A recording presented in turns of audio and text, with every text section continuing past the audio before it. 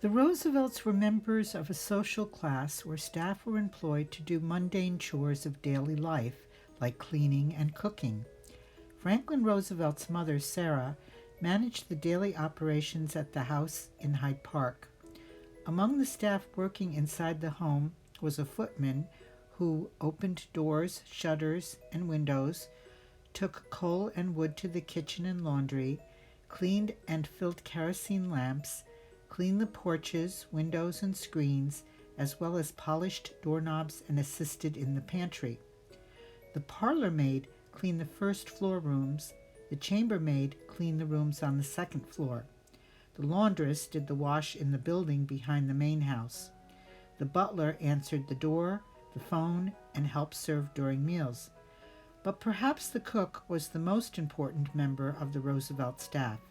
Her domain was the kitchen in the north wing of the Roosevelt home. The Roosevelt kitchen contained a huge cast iron stove FDR acquired from a decommissioned naval vessel while serving as Assistant Secretary of the Navy. He loved anything naval related.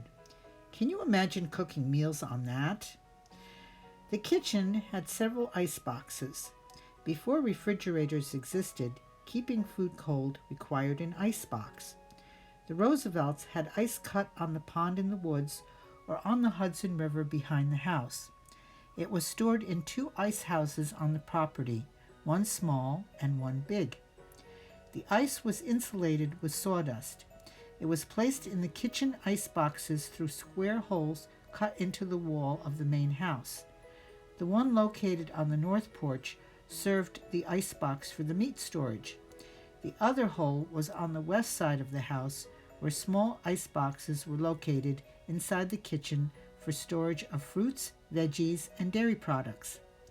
The kitchen had a large table for food prep and hangers for pots and pans above. In a large cabinet along the east side of the room, bowls and other equipment were stored. The sink was only used for washing fruits and veggies. Located in the butler's pantry south of the kitchen, there was a sink for cleaning dishes and pots.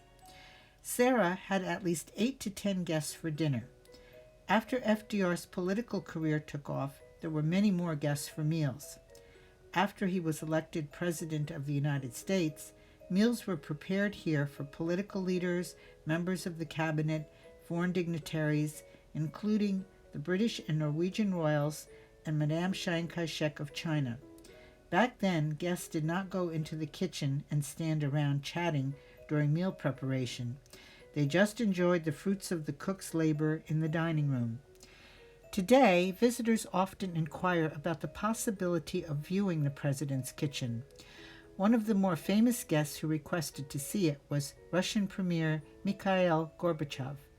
He said it reminded him of the kitchen in his boyhood home.